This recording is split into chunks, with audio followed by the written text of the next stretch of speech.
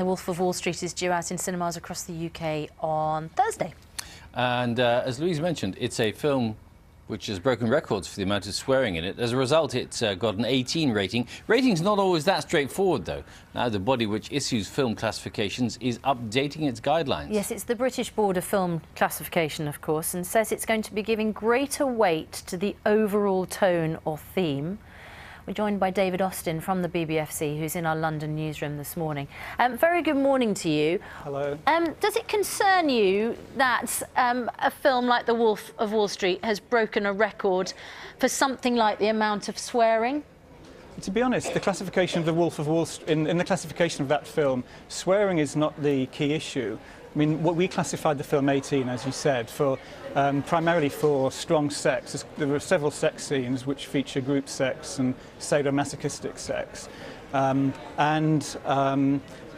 film also contains quite a lot of drug use, as we just heard from Leonardo DiCaprio, including snorting cocaine off naked bodies. So those on their own put the film to 18.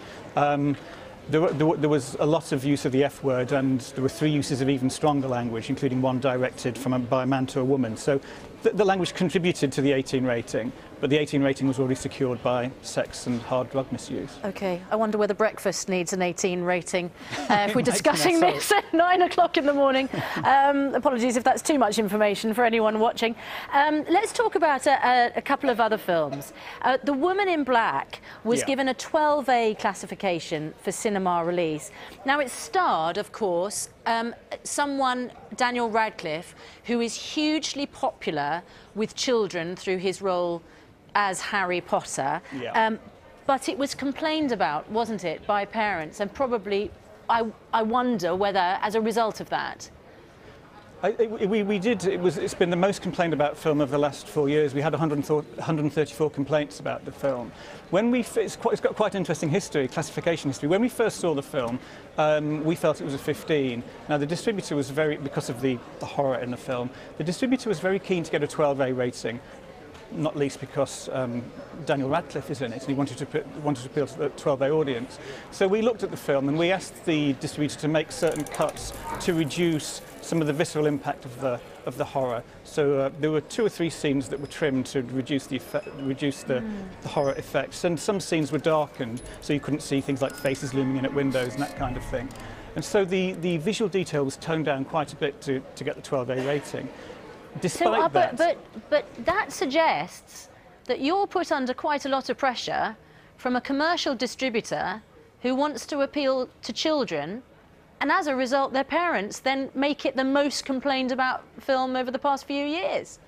Well, we want to give distributors, we ask them for them to tell us what rating they're looking for. It makes no difference at all to what rating we give the film, but it helps us when we're classifying the film to see, well, do they need to make trims here and there to get the rating. We did make the trims to this film, well, the studio made the trims to this film to get the 12A rating. We actually put the film out, we looked at it in focus groups, and because it was so complained about, because 134 complaints is a lot by our standards, we asked 10,500 people whether they'd seen the film, and if so, did they think we got the rating right. Now, 89% of people said they thought the 12A rating was correct. Do you think it was right? Well, yes, I do. Under the old guidelines, it was correct, and the public in 2013, when we asked them, said yes, they thought the rating was correct. So that wouldn't change your mind about future ratings? Well, one of the things that did come out, as you say, is people want us to give more notice to tone and impact.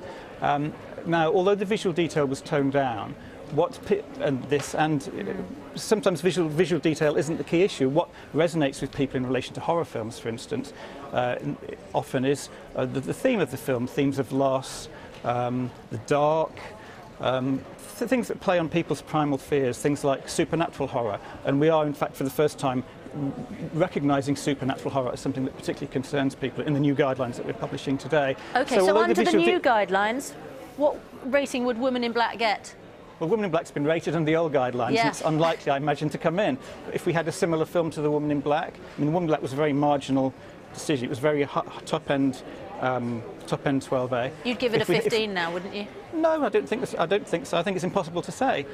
Since 89% of people thought it was correctly classified at at 12A, that would suggest that we shouldn't change the rating. But the fact is the film's already rated. But what the public has asked us to do is give more emphasis to the tone and impact and theme of horror films, and we will do that, and we're going to do that in the new guidelines. Well, good to talk to you. Thanks ever so much, David Austin, Assistant Director of the British Board of Film Classification. Thank you. Thank you.